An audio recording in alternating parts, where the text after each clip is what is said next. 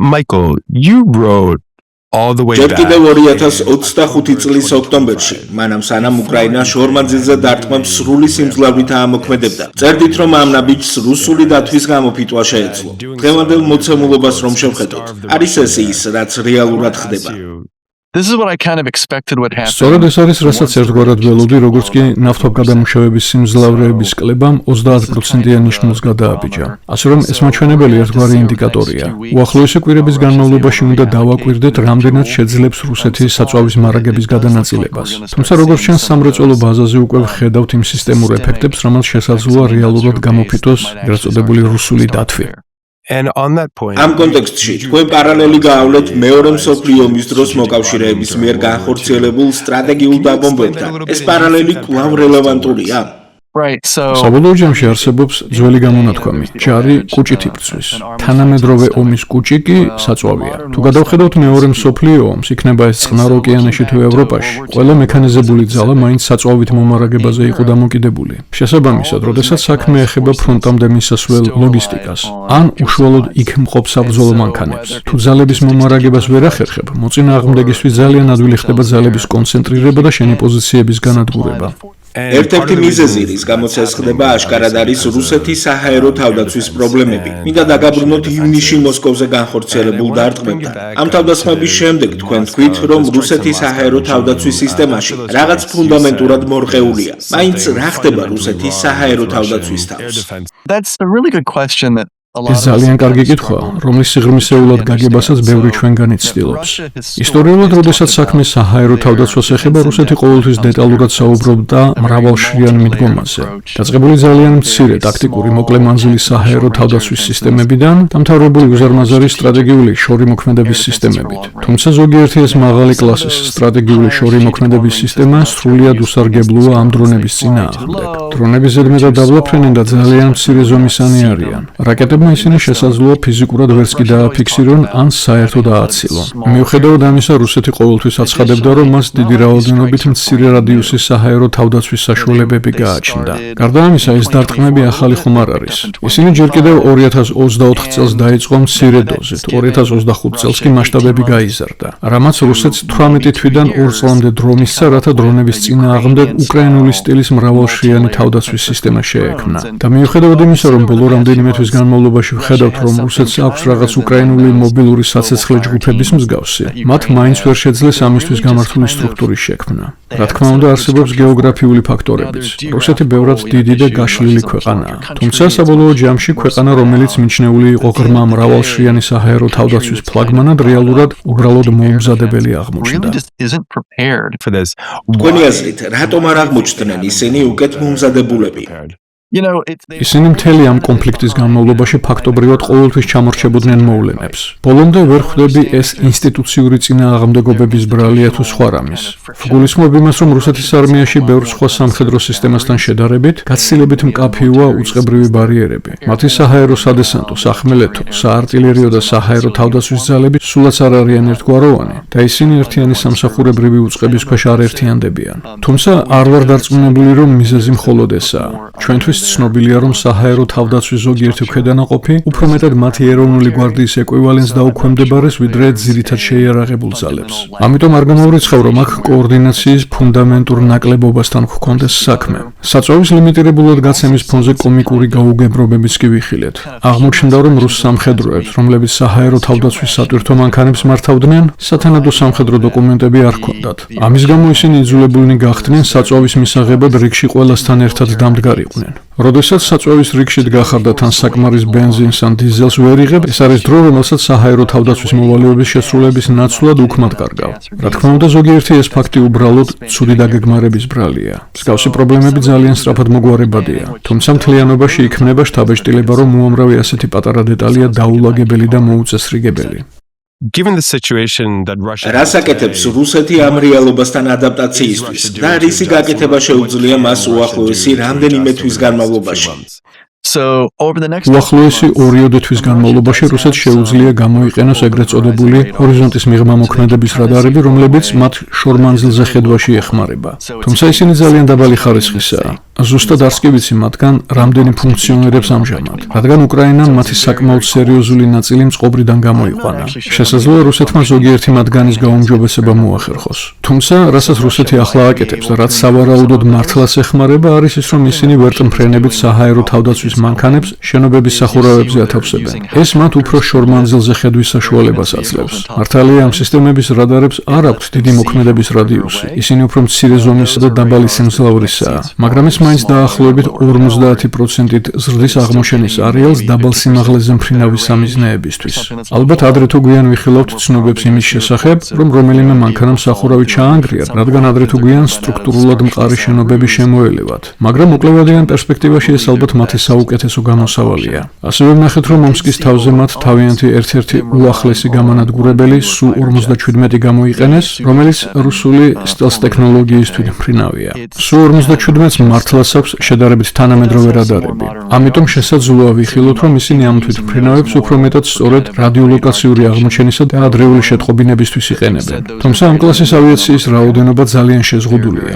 ისინი რუსეთისთვის ძვირფასი აქტივებია. ამასთან მათ ჰაერში გაცილებით ნაკლები დროით დარჩენა შეუძლიათ, ვიდრე უფრო დიდ A-50-ებს, რომელთა მარაგიც ასევე მკვეთრად შემცირდა უკრაინის წარმატებული თავდასხმების შედეგად. შესაბამისად, მათ საჰაერო სივრცის გაცილებით უკეთესი დაფარვა არ შეუძლიათ. მაგრამ სოციალურ ქსელებში გავრცელებული ვიდეოებიდან ჩანს, რომ რუსეთი მათ მაინც იყენებს. როგორც ჩანს, მათ უკვე დაიწყეს ყველა შესაძლო ალტერნატიული საშუალების ამოქმედება. ამავდროულად, თუ გადავხედავთ რუსული სამხედრო ტექნიკის შესახებ არსებულ ნებისმიერ საჯარო წყაროს, მოკლე რადიუსის საჰაერო თავდაცვის სისტემებს, ომის დაწყებისას მათ ჰქონდათ დაახლოებით 400-მდე კონკრეტული მოდელი, ხოლო მთლიანობაში მცირე რადიუსის საჰაერო თავდაცვის რამდენიმე 1000 ერთეული.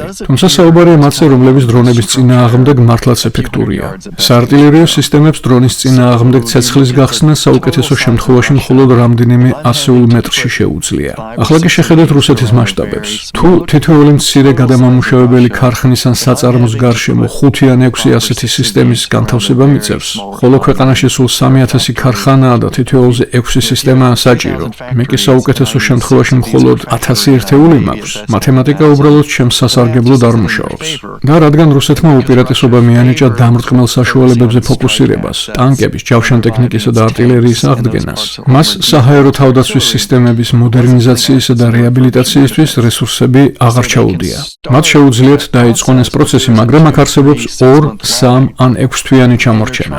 და ისინი ცდილობენ ამ ჩამორჩენის აღმოფხვრას იმ ფონზე, როდესაც საწვავის დეფიციტსა და ლოგისტიკურ გამოწვევებს ებრძვიან. ეს კი მთელ პროცესს ანელებს.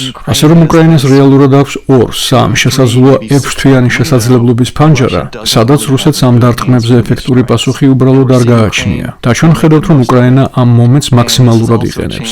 ეს ასევე არის შანსი უკრაინის მოკავშირეებისთვის, რათა უზრუნველყონ ისინი სერიოზული რესურსებით, რათა ისარგებლონ ამ შენელებით, ხელახლა აღჭურვონ და მოახდინონ ძალების რეორგანიზაცია მომავალში ბევრად უფრო ეფექტური თავდაცვისთვის. ცის დაცვასთან დაკავშირებით კიევსაც აქვს საკუთარი პრობლემები. 5-6 ივლისის თავდასხმის დროს გავრცელდა ინფორმაცია, რომ უკრაინამ რუსეთის მიერ დასრული 29 ბალისტიკური რაკეტიდან ვერც ერთი ვერ ჩამოაგდო. უკრაინის მთავრობა ღიად აცხადებს, რომ მას სასწრაფოდ სჭირდება პატრიოტის საზენიტო რაკეტები. რეალურად როგორი იქნება უკრაინის ცის დაცვა უახლოესი 6 თვის განმავლობაში, იმის გათვალისწინებით, რომ პატრიოტის სისტემების მარაგი სავარაუდოდ შეზღუდული იქნება. ამჟამად პატრიოტის შემცვლელი უბრალოდ არ არსებობს. ის ბალისტიკური რაკეტების საწინააღმდეგო თავდაცვის ოქროს სტანდარტია, ასე რომ ეს არის ფუნდამენტური ნაპრალი, რომლის ადვილად შევსებაც შეუძლებელია. თუმცა ბოლო 1 თვის განმავლობაში ჩვენ ვხედავთ, რომ როდესაც უკრაინა ნავთობგადამუშავების ქარხნებს არ უტევს, იგი დარტყმებს ბალისტიკური რაკეტების საწარმოო ჯაჭვის ქარხნებზე ახორციელებს. ჩვენ არ ვიცით, რა სიხშირით უტევს რუსეთი კიევს. რატომ არის ეს სიხშირე ასე მცირე? ისინი ერთ ჯერზე 24 ან 32 რაკეტას ისვრიან. წესით უნდა ველოდოთ გაცილებით მასშტაბურ ზალპებს, რადგან თუ მიგაჩნია, რომ მოწინააღმდეგის საჰაერო თავდაცვას შესაძლებლობა არ აქვს და გჯერა, რომ შენი რაკეტების წარმატების მაჩვენებელი მაღალია, ამ შესაძლებლობის ფანჯარაში ფუნდამენტურად რაც შეიძლება მეტი უნდა ისროლო. ფაქტი, რომ რუსეთი ამას არ აკეთებს, მართლაც ფუნდამენტურ კითხვებს პადებს.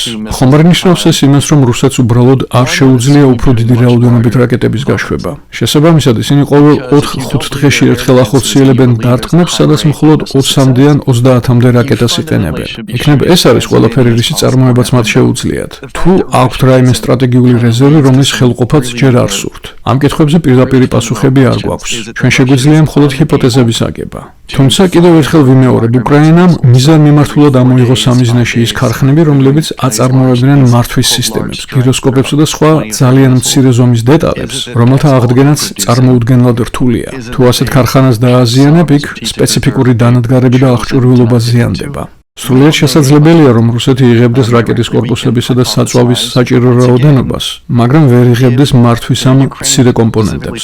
ამის დადასტურება არ შეგვიძლია, თუმცა ლოგიკურად, ბოლო რამდენიმე კვირის განმავლობაში იმაზე 3-ჯერ, 4-ჯერ ან 5-ჯერ მეტი რაკეტა უნდა ყოფილიყო ნასროლი, ვიდრე რეალურად ნახეთ. და თუ გავითვალისწინებთ, რამდენად წარმატებით უტევს უკრაინა ამ ქარხნებს, იბადება კითხვა, ხომ არ შეექმნა რუსეთს ამ ბალისტიკური რაკეტების მიწოდების რეალური პრობლემა? რა თქმა უნდა, ეს ვერანაირი ნუგეში ვერ იქნება კიევის მოსახლეობისთვის, რომელიც ბალისტიკური დარტყმების გამო ოჯახის წევრებსა და საყვარელ ადამიანებს კარგავს. თუმცა ვფიქრობ, ეს არის კითხვა, რომელიც სერიოზულად უნდა დავსვათ. რატომ არ იყენებს რუსეთი ამ შესაძლებლობის ფანჯარას?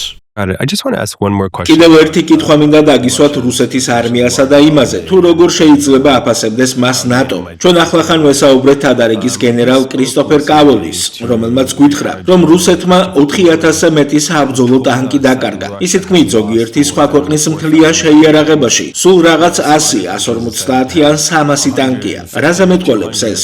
უპირველესად ტექნიკის ხარისხის თვალსაზრისით და ასევე იმ კუთხით, თუ როგორ შეუძლია რუსეთს აღადგინოს თავისი სამხედრო ძალა ასეთი მძიმე დეგრადაციის შემდეგ და რა დასკვნები უნდა გამოიტანონ აქედან ნატოს ქვეყნებმა. როგორიც არ უნდა ყოფილიყო რუსეთის არმია ომამდე, ის ძველებურის სახით სავარაუდოდ აღარასოდეს იარსებებს. და როგორიც არის ის ამ ომის დროს, სავარაუდოდ აღარ იქნება ისეთივე ომის დასრულების შემდეგ.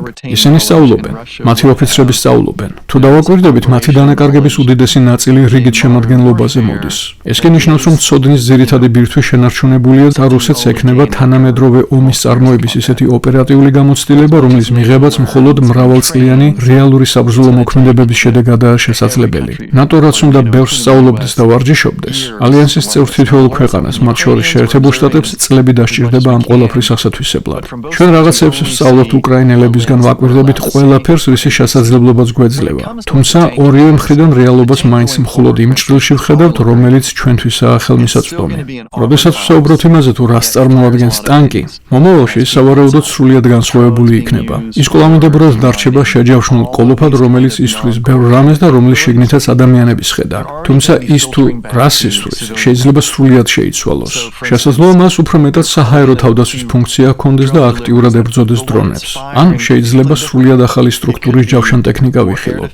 ჩვენ ზუსტად არ ვიცით რა ტიპის ტექნიკა ექნება რუსეთს და რის საფუძველზე გადაწყვეტს იგი საკუთარი ძალების აღდგენას ომის შემდეგ. მათ სავარაუდოდ ექნებათ გამოცდილებაზე დაფუძნებული სრულიად განსხვავებული დრონების არსენალი და სრულიად განსხვავებული ორგანიზაციული სტრუქტურა. ის თუ როგორ გააანალიზებენ ისინი თავის სამხედრო დოქტრინას, ალბათ რადიკალურად განსხვავებული იქნება. ასე რომ მთელი ის მომზადება, რაც ნატოს ამ რუსული საფრთხის წინააღმდეგ ჰქონდა გავლილი, სრულიად უსარგებლო არ გახდება, თუმცა ბევრი რამის ხელახლა სწავლა მოუწევს. და აი აქ ნატოს წევრი ქვეყნებისთვის უაღრესად კრიტიკული მნიშვნელობა ექნება ომის შემდგომ პერიოდში უკრაინასთან მუშაობას, რათა მაქსიმალურად ბევრი რამ გავიგოთ და შევისწავლოთ. ასევე პირდაპირ რომ ვთქვათ, საჭიროა მაქსიმალურად ბევრი დრონი გადაეცეს დაბალი რანგის სამხედროებს, რათა მათ გამოსცადონ და თავისი რეკომენდაციები შემოგთავაზონ. ძალიან მოწონს 3D პრინტერების იდეა, როდესაც გაქვს ორკვირიანი სწავლება და რეალურ მებრძოლებს აძლევს საშუალებას ამ ორი კვირის განმავლობაში თავად შეცვალონ და განავითარონ დეტალები, რაც შემდეგ კონტრაქტორ კომპანიას ეგზავნება და მასობრივ წარმოებაში ეშვება. მსგავსი სატესტო ლაბორატორიების გამოყენება, ინოვაციისა და უკავშირის სწორედ ასეთი დონე იქნება საჭირო, არა მხოლოდ წვრთნებში, რაც თავისთავად გადამწყვეტია, არამედ უშუალოდ ომის დროსაც, რადგან სწორედ ამ ტიპის სამრეწველო ციკლს მიმართავს ახლა როგორც რუსეთი, ისე უკრაინა. და ნატოსთვის მართლაც კრიტიკულად მნიშვნელოვანი იქნება იმასთან შეგუება, რომ ბრძოლის ველის ცვალებად პირობებს გაცილებით სწრაფად მოერგოს ვიდრე ოდესმე აქამდე.